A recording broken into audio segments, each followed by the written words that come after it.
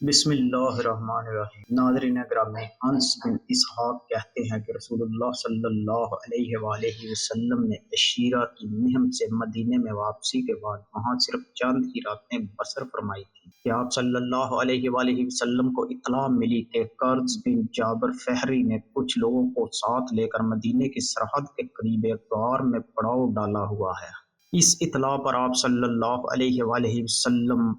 مسلمان جہاں بازوں کا ایک دستہ لے کر مدینہ سے اس کی تلاش میں بدر کے قریب وادی سکوان تک تشریف لے گئے۔ واقدی کہتے ہیں کہ مجاہدین کے اس دستے کا علم آپ صلی اللہ علیہ وآلہ وسلم نے حضرت مولا علی شیر خدا رضی اللہ تعالی عنہ کو دیا تھا۔ واقدی کے علاوہ ابن حشام بھی بیان کرتے ہیں کہ اس موقع پر آپ صلی اللہ علیہ وآلہ وسلم نے زید بن حارثہ کو مدینے میں اپنی نیابت سپرد فرمائی تھی۔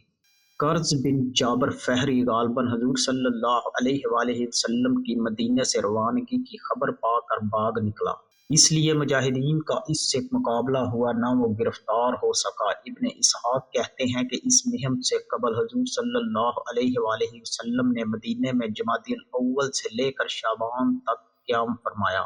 اور اس دوران میں آپ صلی اللہ علیہ وآلہ وسلم نے سفیان کی طرف مجاہدین کے یکے بعد دیگر 3 دستے روانہ فرمائے تھے تاکہ وہ کفار مکہ کے قافلوں پر نظر رکھے۔ واقدی کہتے ہیں یہ 3 دستے آپ صلی اللہ علیہ وآلہ وسلم نے بالترتیب حضرت حمزہ رضی اللہ تعالی عنہ، حضرت عبیدہ رضی اللہ تعالی عنہ اور حضرت سعد رضی اللہ تعالی عنہ کی سرکردگی میں ماہ رمضان المبارک میں ماہ شوال اور ماہ ذی القعدہ میں روانہ فرمائے تھے، اور یہ تینوں دستے ہجرت کے پہلے ہی سال میں بھیجے گئے تھے۔ ناظرین گرامی، امام احمد رحمۃ اللہ علیہ متعدد ثقہ راویوں کے حوالے سے اپنی مسند میں بیان فرماتے ہیں کہ مذکورہ بالا مہم سے قبل جب رسول اللہ صلی اللہ علیہ وآلہ وسلم عشیرہ سے مدینہ واپس تشریف لا رہے تھے تو آپ صلی اللہ علیہ وآلہ وسلم مقام جہینہ سے گزرے تھے، جہاں کے باشندوں کی تعداد بہت تھی، لیکن آپ صلی اللہ علیہ وآلہ وسلم سے گفتگو اور باہمی امن و صلح کے وعدے کے بعد وہ سب مسلمان ہو گئے تھے۔ تو ہم جب مذکورہ بالا مہم کے سلسلے میں ایک دستہ جس کا پہلے ذکر آ چکا ہے آپ صلی اللہ علیہ وآلہ وسلم کی مدینہ میں واپسی کے بعد جہینہ میں رک گیا تھا، کیونکہ اسے حکم تھا کہ وہ اس دوران میں مشرکین مکہ کے ہر قافلے پر نظر رکھے۔ وہاں جو مجاہدین رکے ہوئے تھے ان میں یہ طے پایا تھا کہ اگر مشرکین مکہ کا کوئی قافلہ ادھر سے گزرا اور اس سے مقابلہ ہوا تو اس پر غلبہ پانے کے بعد مجاہدین میں سے جس کے ہاتھ جو کچھ بطور مال غنیمت آئے گا وہ اس کا ہوگا۔ لیکن اس کے باوجود کچھ لوگوں کا خیال تھا کہ چونکہ کسی اشتعال کے بغیر ماہ رمضان المبارک میں جدال و قتال حرام ہے، اس لیے اس دستے کو مدینہ واپس ہو جانا چاہیے۔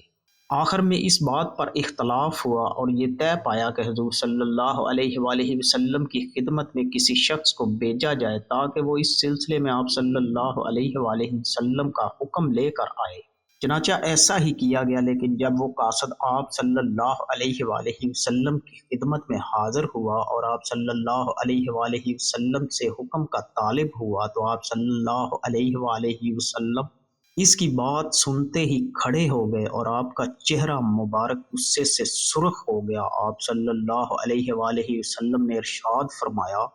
کہ اب تمہارے سربراہ کی اطاعت تم لوگوں پر لازم نہیں تھی؟ کیا تمہارا سربراہ تمہارے بھلے برے میں امتیاز نہیں کر سکتا؟ اور کیا اسے تمہارے لیے سامان رسد اور تمہارے اکل و شرب کے انتظام کا خیال نہیں ہے؟ یقیناً یہ سب کچھ ہے، پھر تم لوگوں کے اس تذبذب کی کیا وجہ ہے؟ اس کے بعد آپ صلی اللہ علیہ وآلہ وسلم نے اس دستے کی سربراہی کے لیے عبداللہ بن جیش اسدی کو روانہ فرمایا تھا، جنہیں اسحاقر پر اسلام کا پہلا امیر کہا جاتا ہے۔ بہقی اپنی کتاب دلائل میں یحییٰ بن ابی زاہدہ کی زبانی اور مجالد کے حوالے سے کہتے ہیں کہ مذکورہ بالا دستے کے لوگوں میں سے کچھ تو یہ کہتے تھے کہ ماہ رمضان المبارک میں قتال حرام ہے، اس لیے انہیں قریش مکہ کے کسی قافلے پر حملہ نہیں کرنا چاہیے، لیکن دوسرے کہتے تھے کہ چونکہ کفار قریش نے انہیں اسی مہینے مکے سے نکالا تھا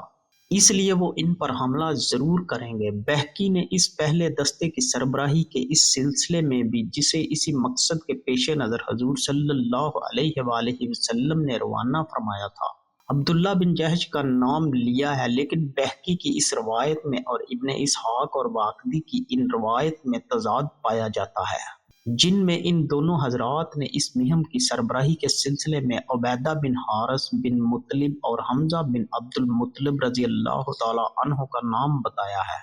واللہ عالم۔ چونکہ رسول اللہ صلی اللہ علیہ وآلہ وسلم مذکورہ بالا غزوے کے سلسلے میں قرظ بن جابر فہری کو تلاش کرتے ہوئے وادی سفیان میں مقام بدر تک تشریف لے گئے تھے، غالباً اسی لیے حافظ ابن کثیر رحمۃ اللہ علیہ نے آپ صلی اللہ علیہ وآلہ وسلم کے اس غزوے کا عنوان غزوہ بدر اول رکھا ہے، اور اللہ تبارک و تعالیٰ سے دعا ہے کہ ہمیں حق سچ بیان کرنے کی توفیق عطا فرمائے۔ ناظرین گرامی، کمنٹ باکس میں آمین ضرور لکھیے گا۔